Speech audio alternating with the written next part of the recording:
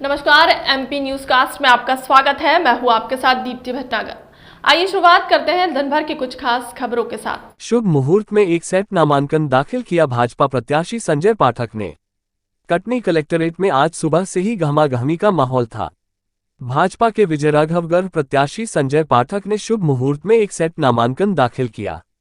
उनके साथ भाजपाजनों एवं परिवार के लोग उपस्थित थे। आपको बता दें कि बतौर भाजपा प्रत्याशी श्री पाठक ने आज तीसरी बार नामांकन दाखिल किया।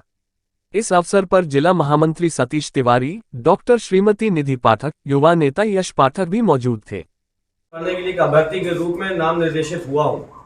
ईश्वर की शपथ लेता हूं कि पूरी तरह से पुष्टि करता हूं कि मैं विधि द्वारा स्थापित भारत के संविधान के प्रति सच्ची श्रद्धा और निष्ठा रखूंगा और मैं भारत की संपूर्णता और अखंडता को बनाए रखूंगा।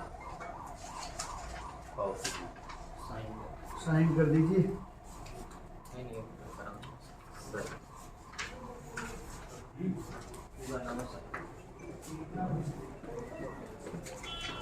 वो विधानसभा के अंदर जो लेते हैं वो भी अभी ले लें।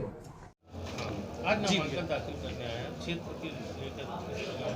आज मुहूर्त के हिसाब से 4 लोगों की अनुमति है, इसलिए 4 लोगों के साथ नामांकन जमा करने आया हूँ मुहूर्त का। वैसे नामांकन का जो मुख्य रूप से सेट हम जमा करेंगे वो 30 तारीख को करेंगे। पूरे भारतीय जनता पार्टी के देव दुर्लभ कार्यकर्ताओं के सानिध्य में उनके आशीर्वाद लेके, वरिष्ठ बुजुर्ग, नौजवान, महिलाएं, माताएं, सभी लोगों को साथ में लेके और उनके साथ 30 तारीख को मुख्य रूप से नामांकन हम भरेंगे। आज मुहूर्त के हिसाब से नामांकन भरना है। लोकतंत्र के महाकुंभ में सभी प्रत्याशी अपना नामांकन जमा कर रहे हैं। सबने ये आशा जताई है कि जनता का आशीर्वाद उनके साथ है। इस पर आपके क्या कहना है? मैं एक वो सौभाग्यशाली व्यक्ति हूँ जिसने इस चुनाव में फॉर्म भरने से पहले अपने विधानसभा क्षेत्र के अपने जन और परिजनों से मैंने आदेश मांगा था और 25 अगस्त को उस जनादेश का परिणाम आया था। मैंने पूरे क्षेत्र के एक मतदाता के पास मतपेटी भेज के, मतपत्र भेज के और मतदान करा के उनसे आग्रह किया था कि आप तय करें कि मुझे चुनाव लड़ना है कि नहीं, मैं आपके प्रधान सेवक बनने के लिए दोबारा योग्य हूँ कि नहीं। कहीं ऐसा तो नहीं कि मैं आपके ऊपर जबरन बैठना चाह रहा हूँ, आपकी इच्छा ना हो। इसलिए अगर आपका आदेश होगा तभी मैं विजयराघवगढ़ विधानसभा क्षेत्र से चुनाव लड़ूंगा और ईश्वर की कृपा और मेरे क्षेत्र के जन परिजनों का आशीर्वाद मेरे साथ था और 75.03% लोगों ने मुझे जनादेश दिया, आदेश दिया कि जाइए और चुनाव लड़िए और क्षेत्र की सेवा करिए। उस जनादेश के बाद मैं भारतीय जनता पार्टी के पास गया और वहाँ पे मैंने आग्रह किया कि मैं चुनाव लड़ने के लिए इच्छुक हूँ। अगर भारतीय जनता पार्टी मुझे उचित समझे तो अपना प्रत्याशी बना सकती है। भारतीय जनता पार्टी ने मुझे एक बार फिर से मौका दिया है लोगों की सेवा करने के लिए, क्षेत्र की सेवा, गरीबों की सेवा करने के लिए और क्षेत्र का विकास करने के लिए।